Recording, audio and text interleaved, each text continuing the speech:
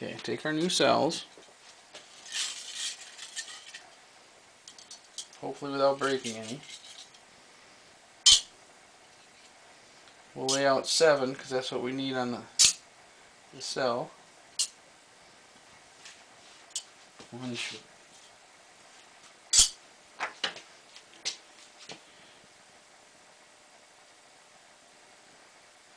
Our rosin, flux,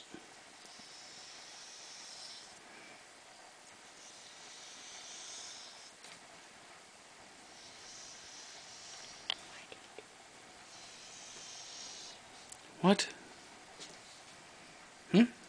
So why do you do this? You gotta have this on there, otherwise the tabbing wire won't adhere to the cell.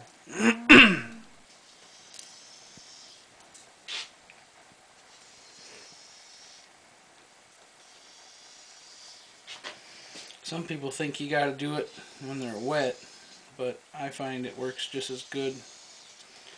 And you can do 20 in a row if you want, and they'll still stick perfectly good. Pre-cut tab wire, 6 inches.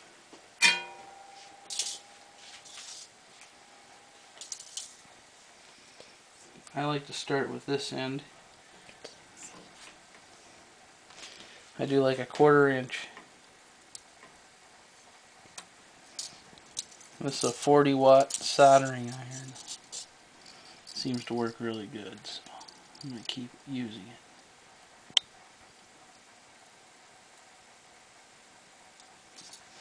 And then what I do is put one finger on the wire and I hold the cell so I can keep the wire perfectly straight on where it's supposed to go. And you can stop and just start right back where you were. And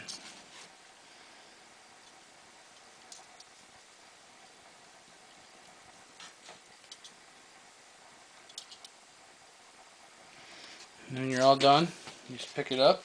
What I do is pick them up, set them on the pile. I like to do all my cells negative sides, and then I'll do the positive sides next, because it seems like you can go a lot faster if you do all the negatives first and then do the positives second.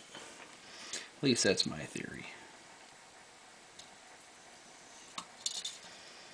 Try not to go past it, because if you go past it, if you got any of the tabbing wire sticking past the cell, when you go to do your positive side, your positive tabbing wire will actually ground on that because it's sticking past it.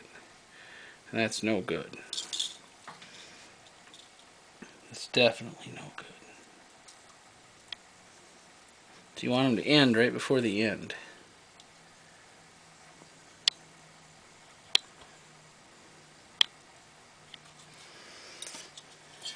And I mean, it takes a while to get used to doing it.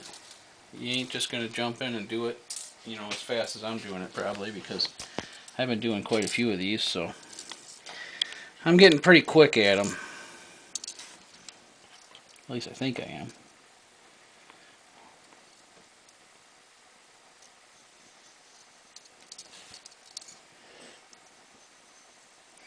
Usually you can see a little bubble right in front of your soldering iron of solder that you're pushing when you do this. And like if they're too twisted or something, just take them off and... What? Show them the bubble.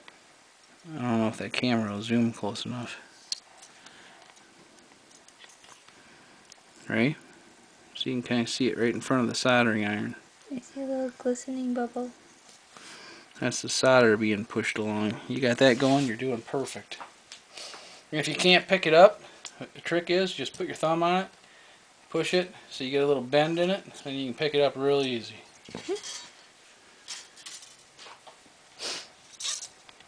Alright. Anyhow, I like to do a whole bunch, as you can see.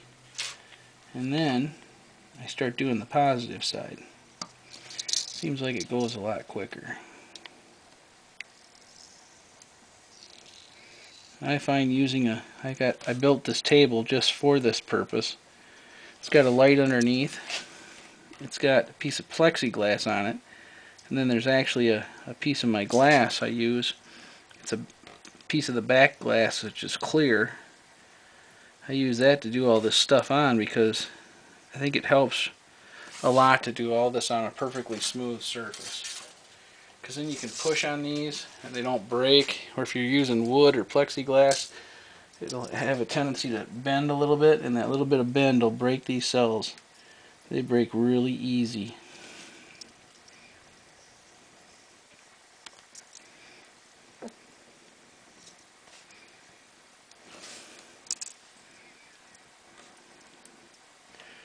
So far I've put together 8 of these full units.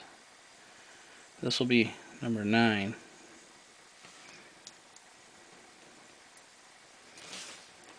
Show you what they're making, but it's kind of a bad day to show you because it's just raining and cloudy, and actually it's getting kind of dark out, so I don't think they're doing anything right now except sitting up there taking up space on the roof.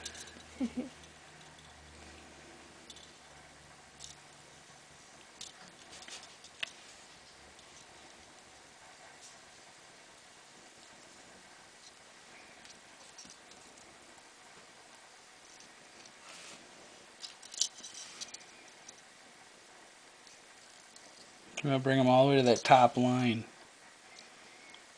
when you're doing this.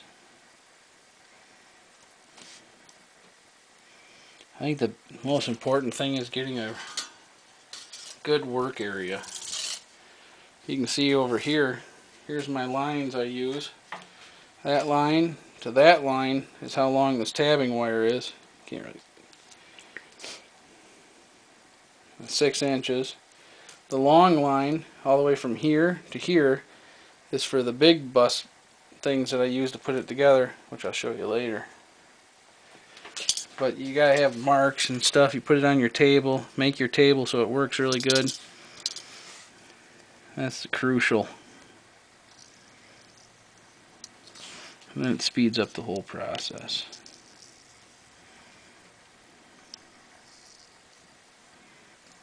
I think. Where'd my other piece of tabbing wire go? Didn't I get another one? No.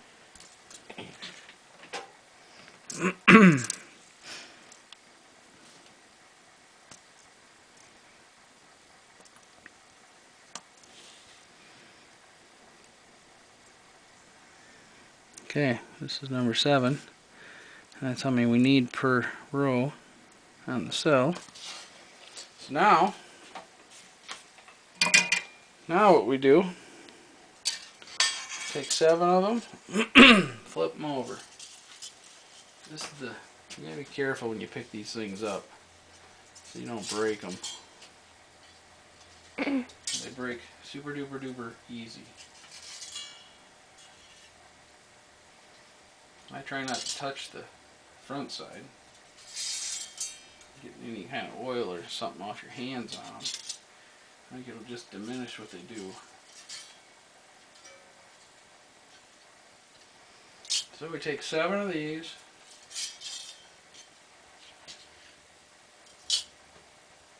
One more. Then you gotta put your flux on all the little positive.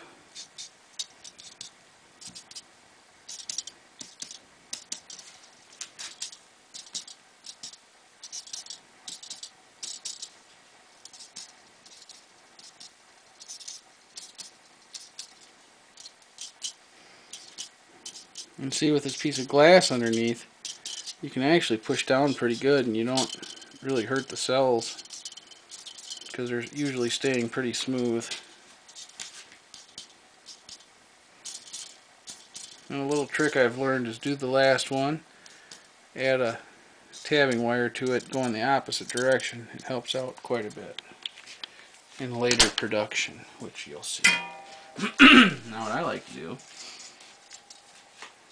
I usually line them up so the ends are just about touching, and then you use a little piece of solder.